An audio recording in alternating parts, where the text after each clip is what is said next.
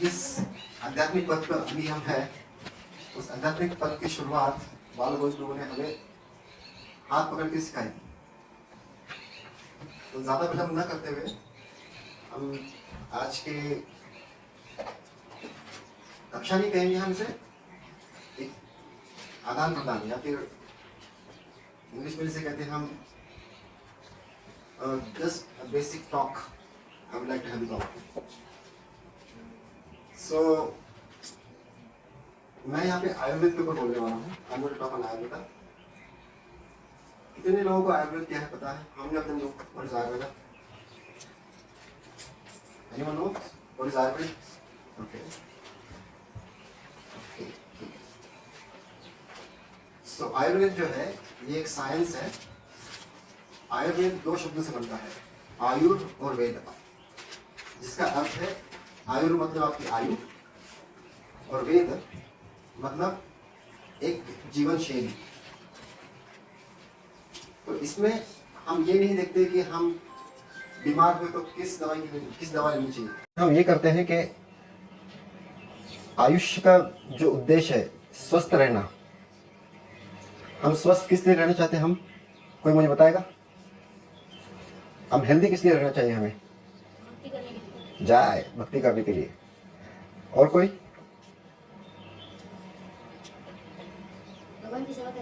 भगवान की सेवा करने के लिए। और भक्ति और भगवान की सेवा करने के लिए हमें स्वयं को किस चीज की आवश्यकता होती है? स्वस्थ शरीर। Very good. क्या हम, अगर हमारा शरीर स्वस्थ ना हो तो क्या हम भक्ति कर पाएंगे? धन्यवाद। तो हम एक छोटी सी एक्सरसाइज करेंगे।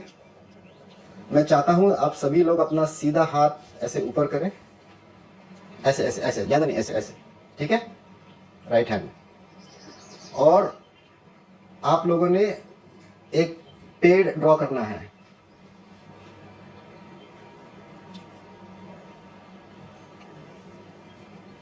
Okay, thank you.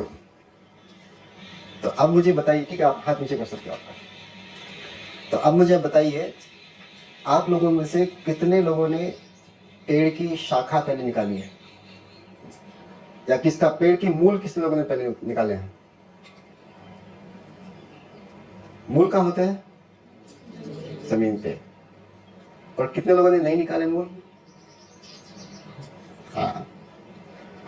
तो हम ये नहीं कह रहे कि आप लोग गलत हो, लेकिन किसी भी चीज को जब तक आप उसे उसका मूल क्या है वो समझोगे नहीं, अगर आप उसके मूल पे पानी नहीं डालोगे तो वो चीज फैलेगी नहीं। उसी तरह हमारा जो शरीर है, ये शरीर के अगर हम भगवान के सेवा के लिए इस्तेमाल करना चाहते हैं या कोई भी कार्य करना चाहते हैं तो उसका स्वास्थ्य होना काफी आवश्यक है। स्वस्थ होना काफी आवश्यक है। तो आयुर्वेद में एक श्लोक आता है, ब्रह्म मुहूर्त उत्तिष्ठे स्वस्थ रक्षाति आयुषः। इसका मतलब है जो ब्रह्म मुहूर्त में उठता है उसका स्वास्थ्य अच्छा होता है। तो अब मैं, जहां तक मेरी जानकारी, हम सब लोग यहाँ ब्रह्म मुहूर्त में उठते हो, ठीक है ना? तो अब मुझे बताइए, ब्रह्म मुहूर्त में उठने के बाद में जपा में कितने लोग सोते हैं? मैं भी सोता था। तो क्या होता है कि हमारा जो शरीर है ना, वो शरीर की कुछ आवश्यकताएं होती है। जब तक वो शरीर की आवश्यकताएं अगर हम उसे ठीक से ना दे तो वो हमें सहाय नहीं कर पाएगा। तो आप मुझे बताइए, सबको रसगुल्ला पसंद है? अच्छा, आप कितने रसगुल्ला खा सकते हो? 10-15 जाए। आप 10-15। और कोई? आप कितने खा सकते हो?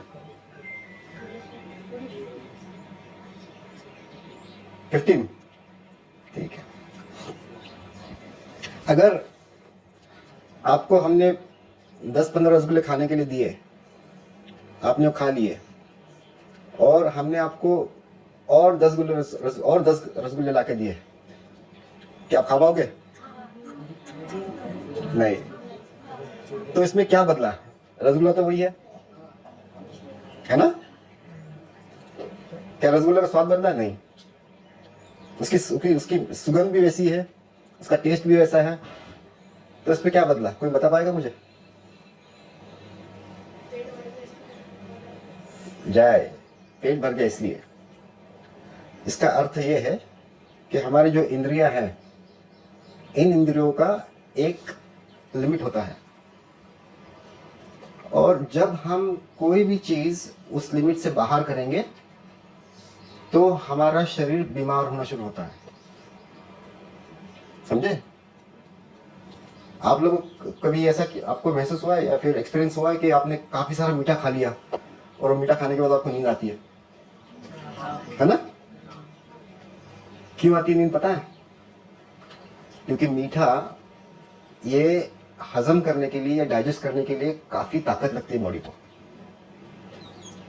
तो बॉडी क्या करती है, आपके आंख के जो पावर है उसको, उस पावर को बंद कर देती है, उसका स्विच ऑफ कर देती है। तो उसकी एनर्जी स्टमक के, पेट की तरफ जाती है। किस लिए? क्योंकि ये जो हेवी फूड है या फिर हेवी स्वीट है, इसे डाइजेस्ट कर सके हम।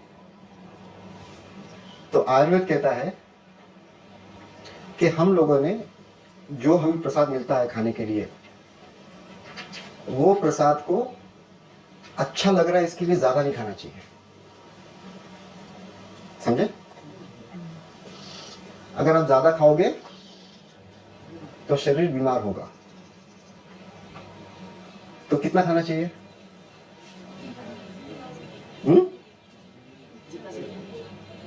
कोई एक बताए मुझे, आप बोलिए। जितना जरूरी हो उतना। करेक्ट?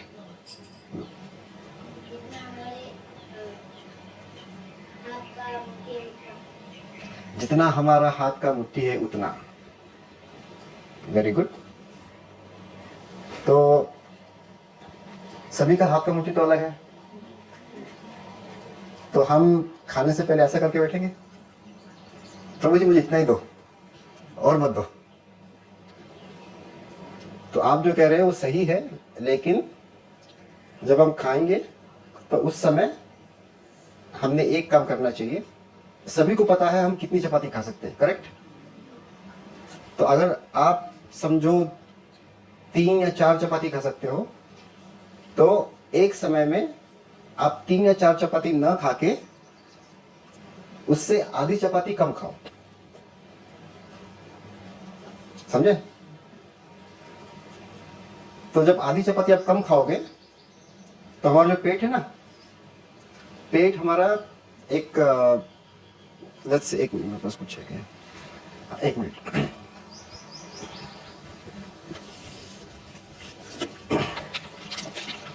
ये बोतल में पानी है, करेक्ट? इसमें कुछ पानी है और बाकी जो एरिया है वो एम्प्टी है, खाली है ना? तो इसमें क्या होगा अगर मैं इसका कैप खोल के इसमें अगर मैं और पानी डालूं तो कहां तक पानी आएगा इसमें? यहां तक। और अगर फिर भी मैं पानी डालूं तो क्या होगा? करेक्ट। सो हमारा जो शरीर है, हमारे शरीर का डाइजेशन, जैसे मैंने कहा कि अगर आप जितना खाना खाओगे उस खाने के हिसाब से आपकी ताकत आएगी आपको। तो खाना कितना खाना चाहिए? मुट्ठी कितना? करेक्ट है, लेकिन वो प्रैक्टिकल नहीं है, पॉसिबल नहीं है। तो जितना हमें, हमारी अगर भूख 4 चपाती की या 2 चपाती की है, उससे थोड़ा कम खाओ। ओके? आप बोलोगे प्रभु जी ये क्या बोल रहे हो, फिर हमारी पढ़ाई कैसी होगी? एक्चुअली जैसे मैंने आपसे पहले कहा था कि जितना अगर आप ज्यादा मीठा खा लोगे तो बॉडी को डाइजेस्ट करने उतनी ताकत लगती है, तो फिर हमें नींद आती है। तो अगर आप थोड़ा कम खाओगे ना तो बॉडी को डाइजेस्ट करने के लिए ताकत कम लगेगी, और वो जो ताकत है वो कहाँ लगेगी, फिर कहाँ यूटिलाइज होगी, कहाँ यूज होगी? आप पढ़ाई में। अभी आप सब स्टूडेंट्स हो, करेक्ट? तो पढ़ाई के लिए बॉडी का कौन सा ऑर्गन ज्यादा काम में आता है? Brain. Good. What is the size of the brain? किसी को पता है? ठीक है, डोंट वरी, हम लोग ज्यादा साइंटिफिक नहीं जाएंगे। तो हम आपको बताते, आज का जो विषय है वो विषय है कि आहार कैसा हो जिससे हमारा शरीर और मन ये दोनों स्वस्थ रहे। तो जैसे मैंने कहा, पहले खाना जो है या जो प्रसाद जो है अच्छा लग रहा है, इससे ज्यादा नहीं खाना चाहिए। उसको हम कहते हैं अत्याहार। तो फिर ज्यादा खाओगे तो क्या होगा? नींद आएगी, और नींद आएगी तो आपकी पढ़ाई नहीं होगी ठीक से, correct? So remember, this is the first thing, eat little less than what you can.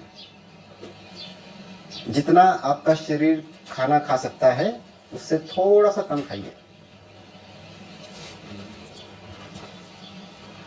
आपका नाम क्या प्रभु जी? नीरज। आपका? कृष्णांग। तो अगर आप दोनों प्रसाद ले रहे हो तो नीरज आपको ये नहीं बोलेगा कि प्रभु बस हो गया, ज्यादा मत खाओ, आपने बहुत खा लिया, है ना? क्योंकि आपको पता आप कितना खा सकते हो, करेक्ट? या फिर आपका कोई मित्र है, उसे कोई गुलाब जामुन ज्यादा पसंद है इसलिए वो ज्यादा खा रहा है, तो उसका कॉपी मत करो। क्योंकि हम जितने लोग हैं यहाँ पे, सभी का जो स्टमक है उसकी साइज अलग अलग है, करेक्ट? तो जैसे हमने कहा है कि आप जितना प्रसाद लोगे उससे कितना लेना है, करेक्ट? अभी आप मुझे बताइए, इस विषय पे किसका कोई सवाल, कोई प्रश्न? So we are clear with one point. हमें एक चीज क्लियर हो चुकी है कि प्रसाद कितना लेना है, जितनी भूख लगे उससे, जितना कैपेसिटी है उससे थोड़ा कम। गुड। अभी दूसरा प्रश्न, हम जब प्रसाद लेते हैं तो हम प्रसाद लेते समय क्या करते हैं?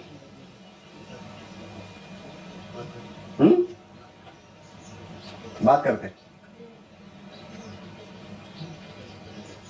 क्या करते हैं प्रसाद लेते समय? हाँ, बातें करते हैं, चबाते हैं। अच्छा, चबाते हैं, गुड।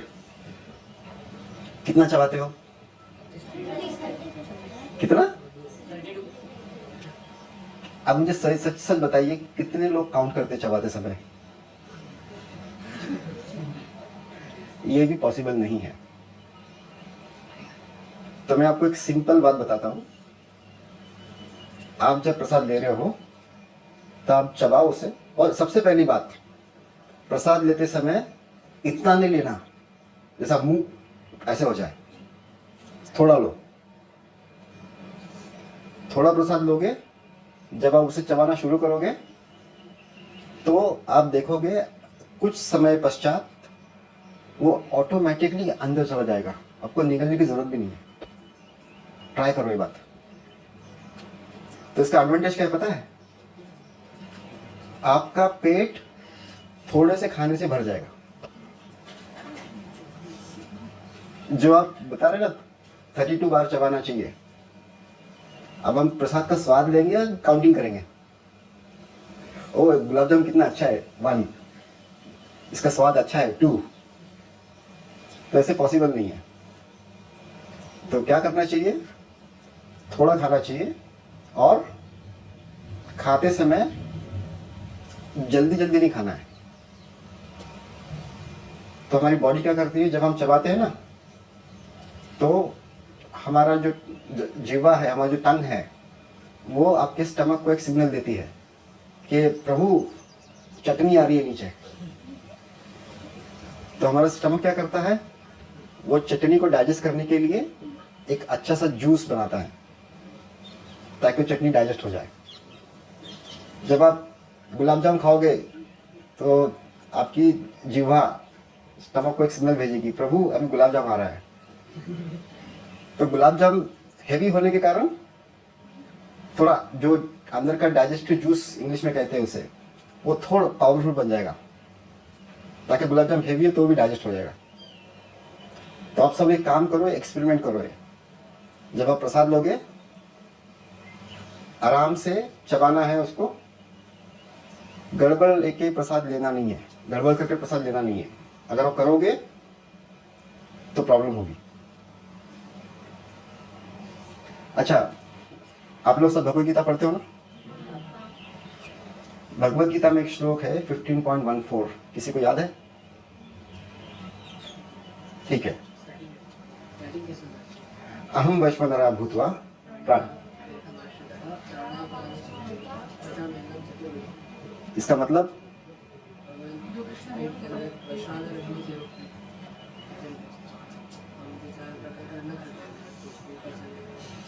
अति उत्तम, सही बात बताया आपने।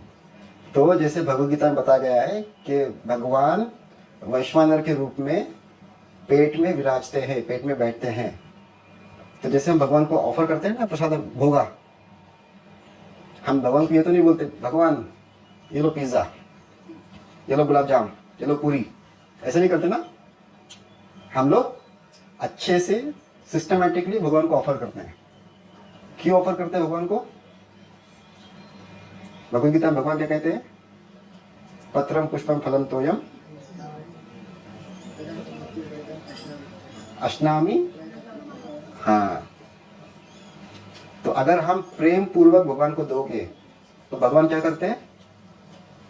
एक्सेप्ट करते हैं, ग्रहण करते हैं। तो वैसे ही जब आप वैश्वानर को दोगे प्रसाद भोगा, वैश्वानर का भोगा क्या है? प्रसादम, जब भगवान को ऑफर करते हैं तो कैसे देना है वैश्वानर को? जब हम चबाते हैं धीरे धीरे चबाना है। हम कच्चा खाना भगवान को देते हैं, आधी पकी हुई दाल, आधा पका हुआ चावल, अगर हम कच्चा खाए तो क्या होगा? पेट खराब होगा। वैसे ही जैसे हम भगवान को पूर्ण रूप से पका हुआ स्वादिष्ट भोजन भोग लगाते हैं, वो भोजन को जब हम प्रसाद रूप में वैश्वानर को अर्पण करते हैं, मतलब जब खाते हैं हम लोग, तो उससे आपकी शक्ति बढ़ती है। ये शक्ति है शारीरिक और मानसिक, समझे? तो आपका शरीर भी अच्छा करेगी ये, और मन भी स्वस्थ रखेगी। और जब आपका मन स्वस्थ रहेगा तो आपका जप ठीक से होगा, करेक्ट? फिर आपको जपा में नींद नहीं आएगी। Okay, good. ओके, किसी का कोई प्रश्न? तो हम कोई प्रश्न? जैसे कि हम अभी और स्पोर्ट्स एक्टिविटीज, तो स्पोर्ट्स एक्टिविटीज के समय हमारा डाइट में क्या करना है? हाँ, तो स्पोर्ट्स एक्टिविटी के समय या कोई भी एक्टिविटी के समय सबसे इम्पोर्टेंट है कि आप जो कुछ खा रहे हो वो खाने का या फिर वो भोजन का पचन या डाइजेशन ठीक से होना चाहिए। अगर उसका डाइजेशन ठीक से हुआ तो आपको तुरंत आपके बॉडी को जो न्यूट्रिशन चाहिए मिलेगा। तो इसके लिए जैसे मैंने कहा कि जब आप जो कुछ खा रहे हो उस अन्न को ठीक से खाना चाहिए आपने। यहाँ से आप में से कितने लोगों ने देखा है तेल कैसे निकलता है?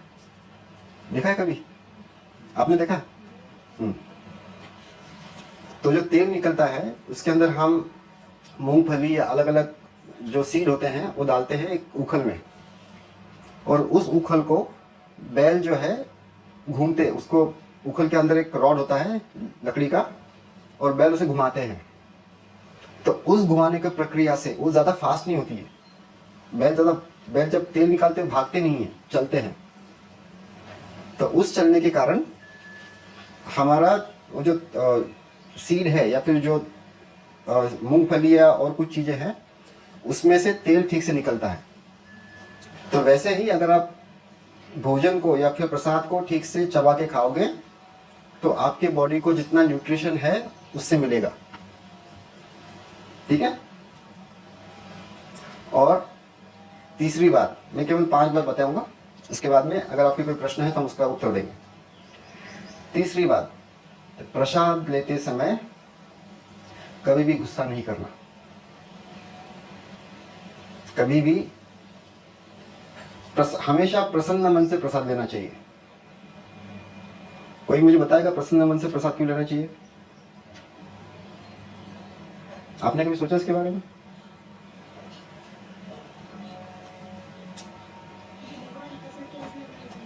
वाह, जय, ये बहुत अच्छा आध्यात्मिक उत्तर है। लेकिन उसका और एक उत्तर ये है कि जब हम प्रसाद लेते हैं तो हमारा मन उस प्रसाद को डाइजेस्ट करने के लिए हमारे पेट को सिग्नल देता है। लेकिन अगर हमारा मन गड़बड़ रहेगा तो जो सिग्नल जाता है पेट के अंदर वो ठीक से नहीं जाएगा, और उसका इफेक्ट जो है, आपका भोजन या फिर आपका प्रसाद ठीक से डाइजेस्ट नहीं होगा।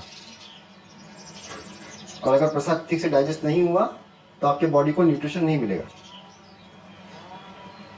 ठीक है। ओके, यस, तो ये तीसरा। और चौथा,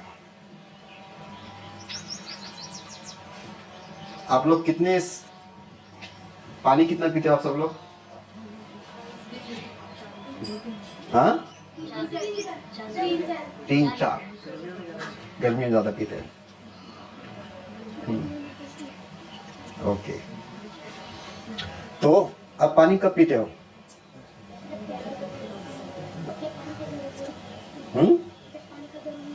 जब पानी का जरूरत रहता है, करेक्ट। तो जैसा भोजन, हमारे शरीर को भोजन जब तक ठीक से हजम नहीं होगा, ठीक से पचेगा नहीं, उसका न्यूट्रिशन नहीं मिलेगा, वैसे पानी भी पचना आवश्यक है। तो सबसे उत्तम चीज जो आप कर रहे हो, जब आपको प्यास लगे तब आपने पानी पीना चाहिए। और सबसे इंपॉर्टेंट बात यह है कि पानी खड़े रह के नहीं पीना है। आपने ये बात सुनी होगी, पानी बैठ के पीना है। क्यों बैठ के पीना है? किसी को पता है?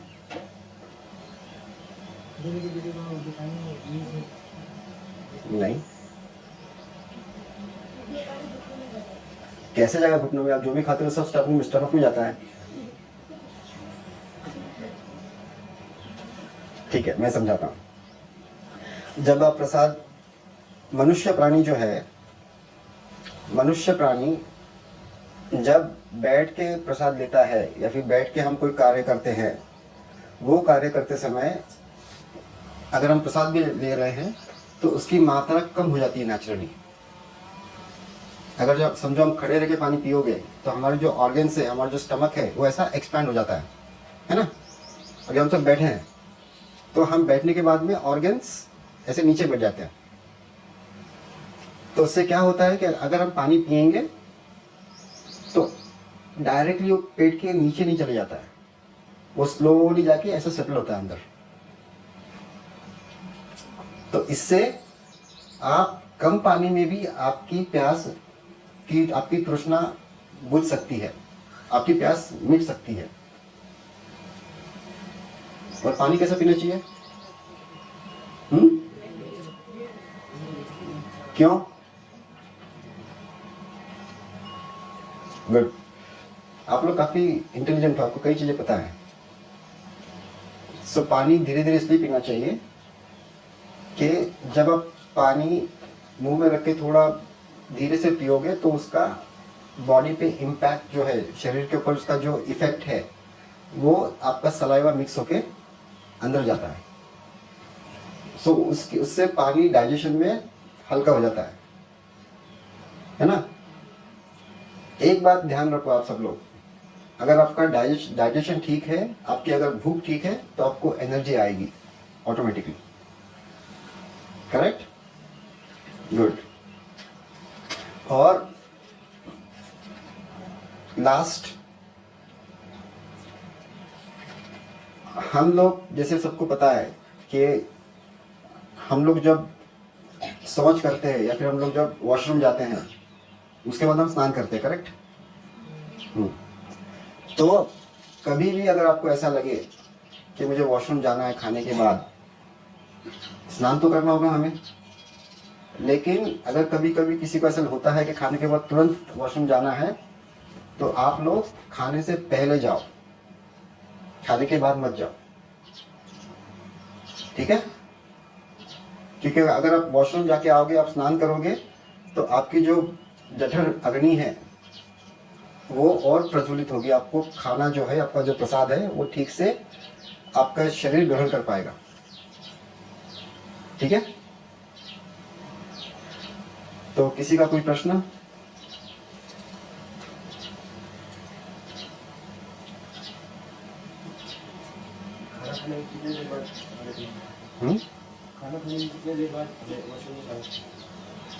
खाना खाने के कितनी देर बाद वॉशरूम में जाना चाहिए? तो मैं आपको प्रश्न करता हूँ, वॉशरूम क्यों जाना चाहिए?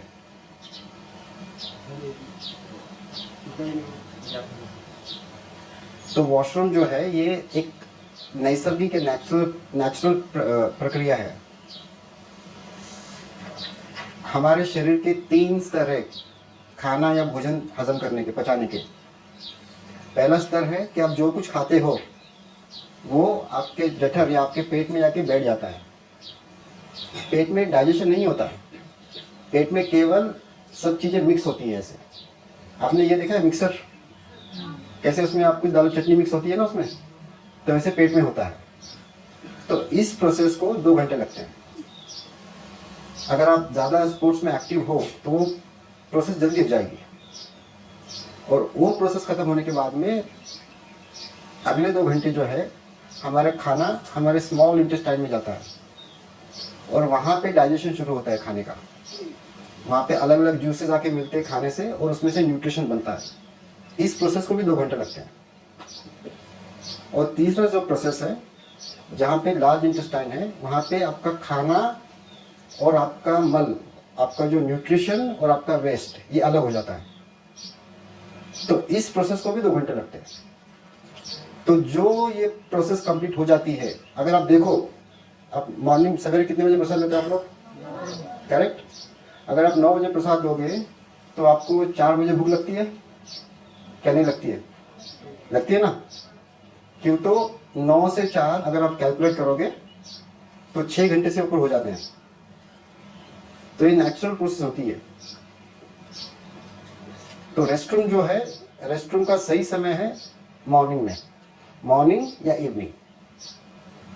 अगर आपको इवनिंग में जाना पड़े तो खाना खाने के पहले जाना है, खाना खाने के बाद नहीं, ठीक है? ओके। और किसी कोई प्रश्न?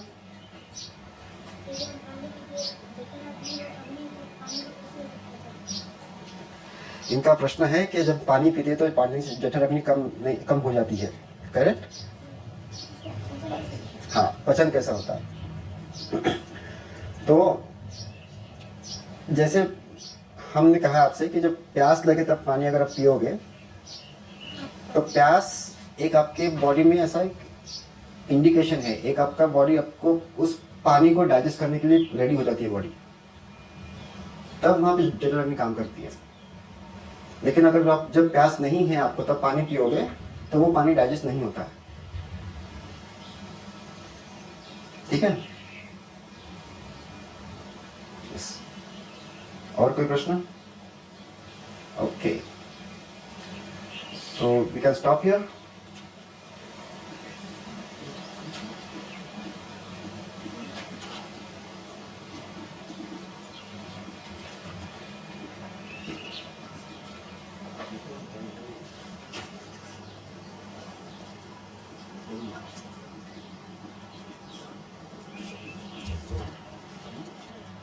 No questions?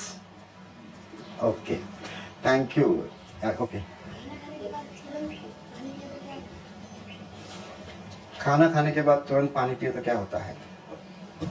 अगर आपने गैस जलाया है और उस गैस पे पानी डाल दो तो क्या होगा? गैस बुझ जाएगा, करेक्ट? और गैस बुझने के बाद में या फिर आपकी जैसा खाने खाने के बाद आप तुरंत पानी पियोगे तो आपकी जठर अग्नि उतनी काम नहीं करेगी और खाना ठीक से आपका हजम नहीं होगा, आपका पचेगा नहीं और उससे बीमारी होगी आपको। तो वो बेस्ट चीज सबके लिए है, जब आप खाना खाओगे खाने के साथ अगर आपको चाहिए तो थोड़ा थोड़ा पानी पियो, नहीं तो पानी पीने की आवश्यकता नहीं है। खाने के समय, खाने के बाद भी पानी पीने की आवश्यकता नहीं है। ठीक है, जैसे हमने कहा था अगर आपकी जठर अग्नि अच्छी है तो आपका स्वास्थ्य अच्छा रहेगा। यस, और कोई प्रश्न? हाँ,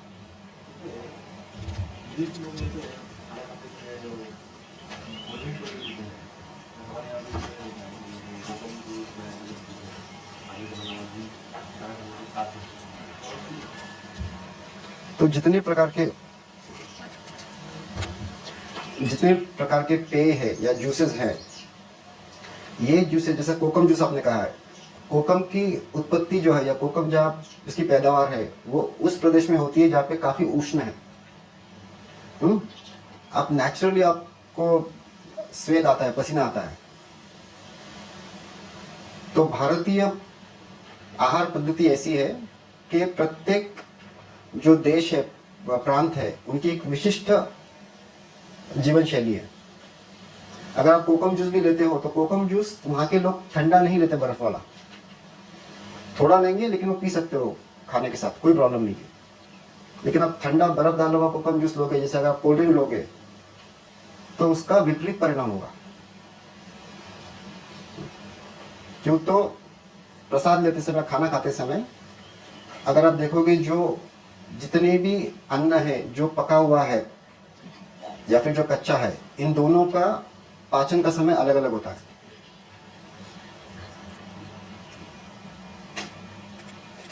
अगर आपको जूस लेना है तो दो भोजन के बीच में कभी आप एक रिफ्रेशिंग ड्रिंक बोल के जूस ले सकते हो, खाने के साथ नहीं। yes. और कोई प्रश्न? जय श्री प्रभुपाद की जय।